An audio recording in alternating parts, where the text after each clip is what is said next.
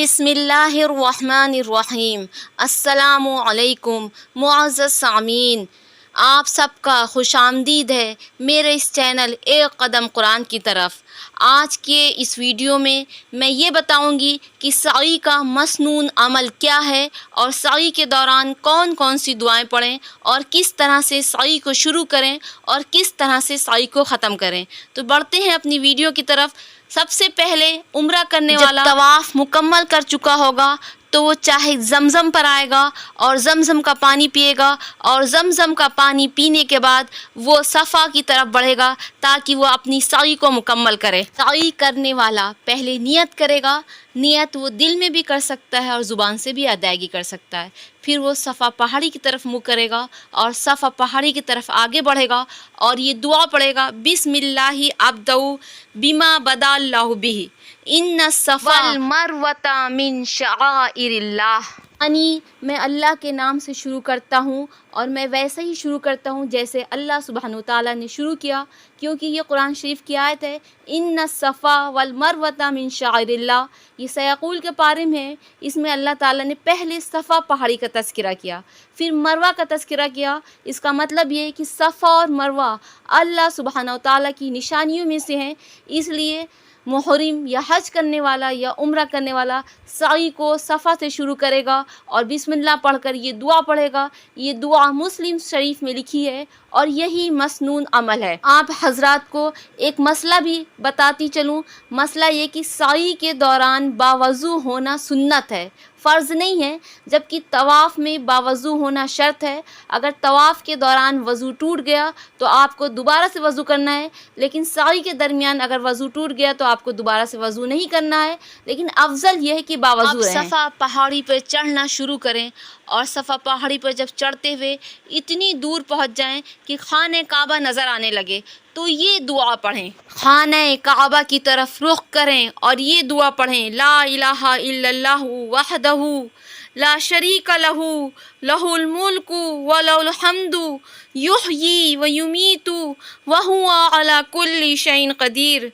ला इलाहा इल्लल्लाहु वहदहु अंजज़ा वहदहु व नसर अब्दहु व हज़मल अहज़ाबा वहदहु। इस दुआ को पढ़ने के बाद अल्लाह सुब्हानहू तआला से खूब गिरिया वज़ारी करें और दुआएं मांगें, अपनी मुरादें मांगें और अपनी आखिरत के लिए और दुनिया के लिए और अपने रिश्तेदारों के लिए दुआएं मांगें, क्योंकि हदीस में है कि सफ़ा पहाड़ी पर जो दुआएं की जाएं वो कबूल होती हैं। ये दुआ की कबूलियत का वक्त है, इसलिए अल्लाह सुब्हानहू तआला से अपनी दिल की मुरादें मांगे। फिर वहाँ से उतरे और कोहे मरवा की तरफ आहिस्ता आहिस्ता बढ़े और ये दुआ पढ़े, रब्बिग़फ़िर वरहम इन्नका अंतल अअज़्ज़ुल अकरम। हज़रत इब्न मसूद रज़ी अल्लाह तआला अन्हु से मरवी है, वो फरमाते हैं, नबी अकरम सल्लल्लाहु अलैहि वसल्लम जब सफ़ा से नीचे उतरे तो उन्होंने ये दुआ पढ़ी। लिहाजा सुन्नत की इत्तिबा में ये दुआ पढ़ें।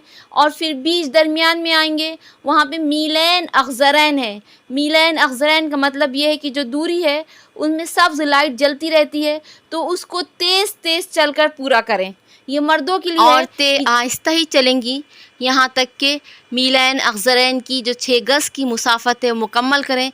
फिर उसके बाद आहिस्ता आहिस्ता कोहे मरवा की तरफ बढ़ें और जब कोहे मरवा की चोटी पे पहुँच जाएं तो सफ़ा की तरफ मुँह करके वही दुआएं पढ़ें जो सफ़ा पहाड़ी पर पढ़ी थीं और अल्लाह सुब्हानहू व तआला से दुआएं मांगे। अब ये एक चक्कर पूरा हुआ। फिर मरवा से उतरकर जब सफ़ा पर जाएंगे और वही दुआएं पढ़ेंगे तो 2 बार होगा।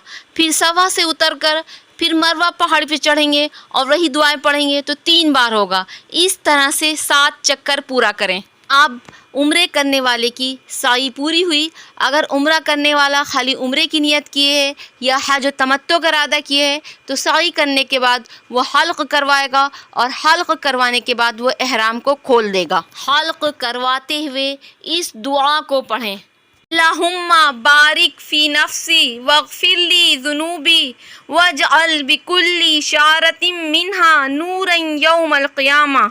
अल्लाह मेरे नफ्स में बरकत दे और मेरे गुनाहों को माफ़ कर दे और मेरे हर बाल के बदले में क़यामत के दिन ایک نور عطا فرما، حلق کے بعد تکبیر کہے اور اللہ سبحانہ و تعالیٰ کی بڑائی بیان کرے۔ محرم یعنی احرام باندھنے والا حج و تمتع کرے گا تو وہ احرام کھول دے گا اور اس کے بعد اپنے کپڑوں میں رہ کے مسجد حرام میں قیام کرے گا، 5 وقت کی نماز با جماعت مسجد حرام میں پڑھے گا۔ پھر جب یوم الترویہ کا دن آئے گا یعنی ذی الحجہ کی 8 تاریخ آئے گی تو دوسرا احرام حج کے لیے باندھے گا۔ لیکن اگر وہ قارن ہوگا یعنی ایک احرام سے حج عمرہ کرنا چاہتا ہوگا تو وہ نہ حلق کروائے گا اور نہ اپنا احرام کھولے گا بلکہ طواف قدوم کرے گا اور طواف قدوم کرنے کے بعد 8 ذی الحجہ کا انتظار کرے گا۔